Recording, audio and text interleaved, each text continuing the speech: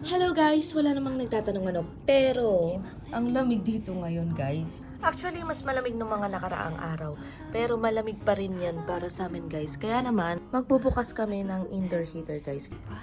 Kapitan ng protein with this one. Mm.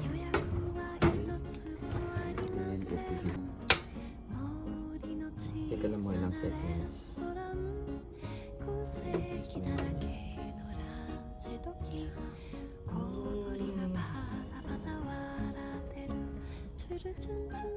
Kapag may mga ganito kayo or bibili kayo ng ganito guys, siguraduhin nyo lang na yung safe for indoor use. At syempre, walang mga kalat-kalat sa gilid niya para safe na safe talaga. Umaabot nga pala to guys ng mga up to 3 hours. So ngayon hindi na masyadong bumubuga yung heater namin. So ibig sabihin, nakakatulong talaga siya kahit papano.